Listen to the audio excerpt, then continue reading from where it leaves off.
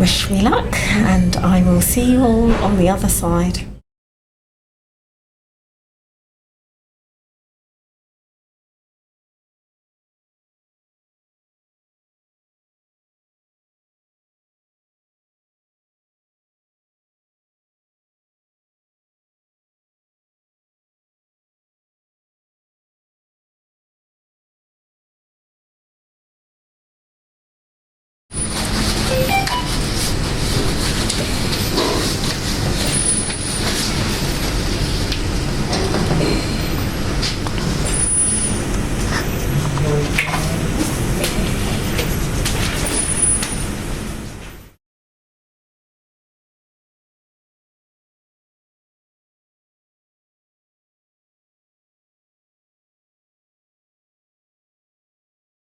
Okay, I'm recording. Okay.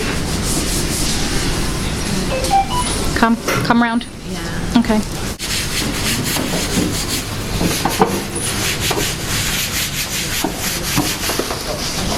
Oh, to be talking. Okay. So no, so yeah, you did really, really well, and it's just like absolutely like amazing, you know, because they didn't expect you to sort of be so alert and so awake, and hence that's why this current nurse is trying to see whether you can actually have your lines taken out now, you know, because you are so alert and because you are so awake as well. Yeah. So you're very good. You know, very, very good. Yeah, and you still remain bossy in your state of wanting to write, boss us around, Yeah. and making us do She things. is. Oh my God, definitely. I think I made a wrong decision to wake her up. I should put her back to sleep. Exactly, you know, younger siblings, oh my God. Bossy from when she was little. Does that mean that she has less of that? Less support. She's actually breathing for herself. Oh, so you've turned it off completely now? Yes. So basically, she's breathing with her own. It's just oxygen passing and support a bit. Oh, because okay. it's different. Yeah. Okay. Mouthwash. You want some mouthwash? Sorry, I can't see that one so clearly. Toothbrush. Yeah, your tooth. Oh gosh, that's something. Sorry, I need to tell you as well that you don't want a toothbrush because there's one in your bathroom bag. I've got it here. But you can't have your toothbrush at the moment with your tooth. It's very Because- strong mouthwash, and Oh, here hang on, because it's like a mouthwash big sponge, is- and then you just, you know. Because mouthwash is open. Mouthwash is what? Because mouthwash is. I can't read that last word. Mouth is open. Mouthwash is. Blank. Mouthwash is.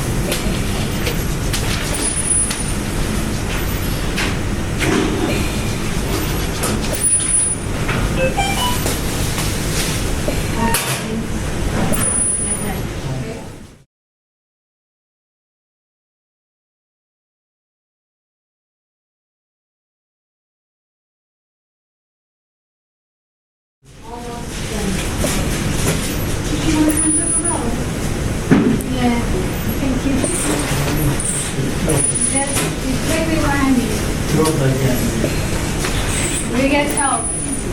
Change your position.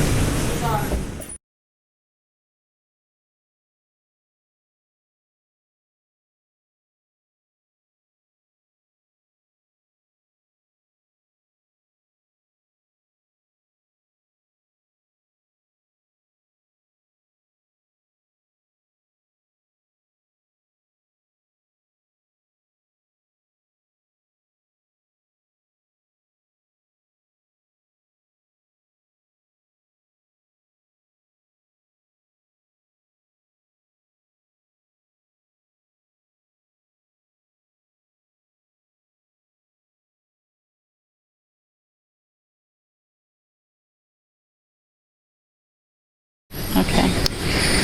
Okay, so it's day 5 and it's 2:20 and we're in ITU and the excavation tube is about to come out. So we'll see you after the tube's out. Yeah? Okay. Good luck. David? 13. Day 7. Oh gosh, okay. Hi, this is Yvonne doing her video diary. I'm in intensive care, my last day in intensive care, and it is day 7. Had my operation on Friday the... Thursday. Oh gosh, that was Friday evening. Thursday morning. Thursday the... Gosh, what was the date? Was it the 8th or the 9th? I think it was the 6th. Was it? God, you know, I'm so disorientated. Anyway, we'll check that. Yeah. It was last Thursday. I had my operation last Thursday.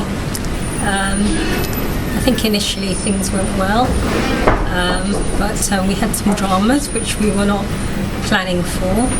I understand that the operation went very well, but unfortunately the new liver started rejecting, wasn't actually working properly.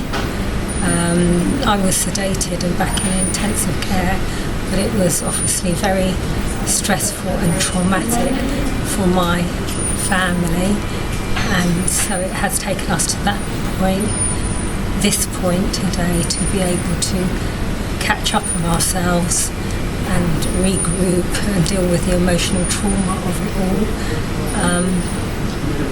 Initially the liver, as I said, wasn't working in the first about 24 hours or so, which is a very critical time, and the doctors were beginning to get quite worried that this was not working, and I was put back on the transplant list, on the national list, urgent list, and they were telling my family that there was increasingly an escalating chance that I wasn't going to make it.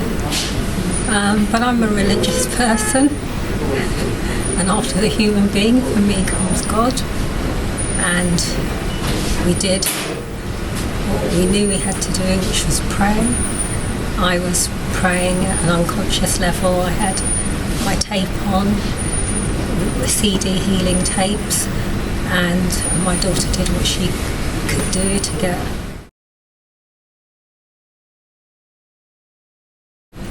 Okay. Okay, so that's the sort of shocking, scary bit. I don't want people to be afraid. If it comes to it, we need a transplant. Have faith and do this. What happened to me is a very rare occurrence, but I'm back on track now. I was sporting the Lexus scar as opposed to the Mercedes. Apparently there are 2 options. I've got lovely swollen legs at the moment. You'll see how long they take to go down. I've got pressure bandages on. They're really interesting. They squish your legs and keep your circulation going. I've got some puffy hands. I've had quite a lot of my lines taken out, so I had many more lines in. And all of this, I can catch it on camera. All of these machines were on. Already removed, and I'm going to the standard liver ward this afternoon.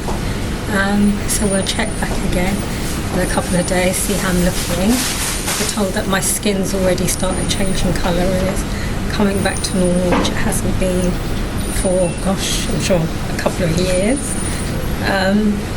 Hopefully I'll look a bit more glamorous next time. I've not got to the state of being that vain to get my act together. Maybe I ought to. So we will see how it goes. Do you think there's anything else I should tell people? I was just thinking before it cut off, you know, you were saying, oh, you're a religious person, and then it cut off. Okay, yeah, I'm a religious person, and I mean, obviously, having a transplant is a big deal, and you know, wherever you get your support, whatever helps you to get through this, just have it all in place, whatever you personally need to do for yourself. But think about it, try and have all your supports in place. It's almost like have your A plan and your B plan, and think about what to do. My neighbours have been wonderful. They've been feeding the cat. I've had friends that have gone in and the house sat. Just lots of people who've been incredibly supportive. So, don't be afraid to ask your neighbour. People are amazing. The staff in ITU have been so fantastic. I just can't even begin to describe the dedication of nurses, doctors, physios, dietitians, radiographers, everybody. The NHS is a brilliant place and it works. Yes, the Americans are jealous of us. They don't get it and why we want it to be free. Can't help them with that. But amazing people in the NHS, amazing people. And, we've got our back, so we'll talk again. Okay.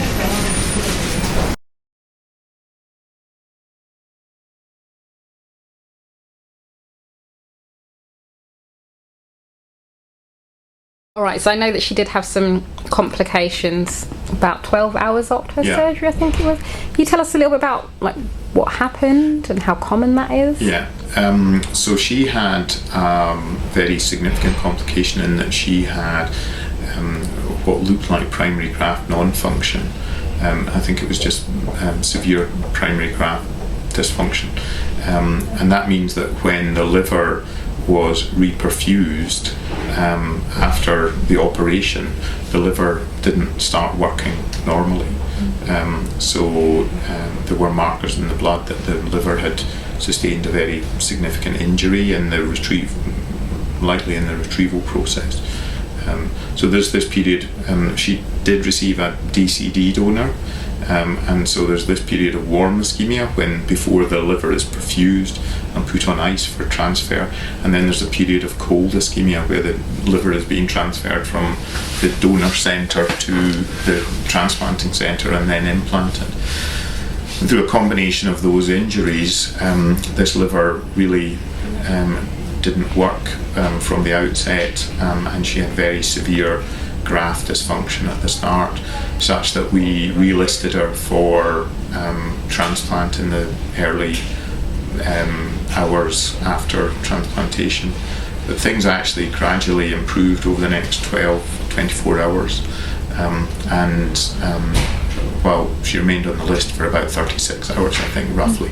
We took her off. We still had some concerns about how this liver was going to go, even though we got through the early stages. But reassuringly, the liver is improved over, she's what now, 6 weeks post-transplant, roughly? Yeah, it's about 6 weeks. Yeah, and her bilirubin level has returned to normal, and her liver function is pretty well normal, and she's made excellent progress. But yeah, that primary non-function is the complication, or severe primary graft dysfunction was the complication that she experienced. That occurs in, it depends what type of donors you're using. In DCD organs that she received, it can be up to maybe 10% of organs. Okay. And that's whereas with DBD organs, the risk of that complication is less. Okay. It's maybe 5% or lower than that. Okay. So yeah, it was very alarming and concerning, but she made excellent progress.